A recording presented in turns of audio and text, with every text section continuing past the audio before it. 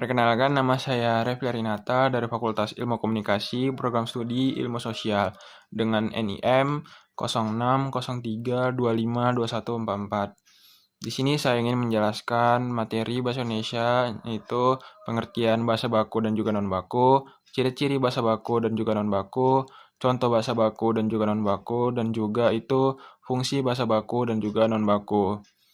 Untuk pengertian bahasa baku itu seperti ragam bahasa Indonesia yang sesuai dengan kaidah ataupun aturan resmi yang sudah ditetapkan badan usaha. Biasa digunakan untuk acara formal seperti pendidikan, pidato, dan juga karya ilmiah. Dan untuk contoh pengertian bahasa non-baku, itu adalah ragam bahasa yang tidak selalu mengikuti kaidah ataupun tidak resmi. Biasa digunakan untuk acara non-formal ataupun santai. Contoh seperti percakapan santai dan juga percakapan sesama teman. Lanjut ke jenis bahasa baku. Dan jenis bahasa baku itu ada dua, yaitu baku lisan dan baku tulis.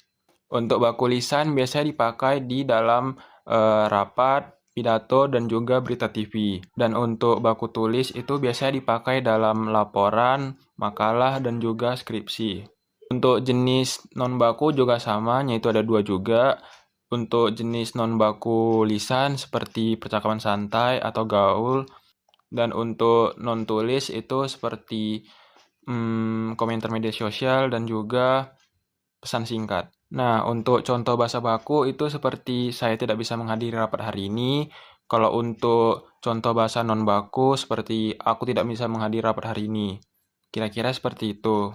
Dan ciri-ciri bahasa baku itu mengikuti kaidah IYD dan juga PUEBI, menggunakan kalimat dan struktur yang jelas, dan juga biasanya digunakan untuk situasi formal. Dan untuk ciri-ciri non-baku itu tidak selalu mengikuti kaidah EYD ataupun PUEBI. Struktur kalimatnya tidak bebas atau tidak formal, menggunakan kata-kata sehari-hari atau slang dan juga dialog daerah, dan juga digunakan pada situasi informal ataupun santai. Lanjut ke fungsi bahasa baku. Fungsi bahasa baku itu biasanya digunakan pada situasi formal atau resmi, dan untuk fungsi non-baku itu untuk situasi santai ataupun non-formal. Dan kesimpulan menurut saya dari kedua bahasa tersebut, kalau bahasa baku itu biasa digunakan pada situasi formal, dan bahasa tidak baku itu biasa digunakan pada situasi santai ataupun non-formal yang bisa kita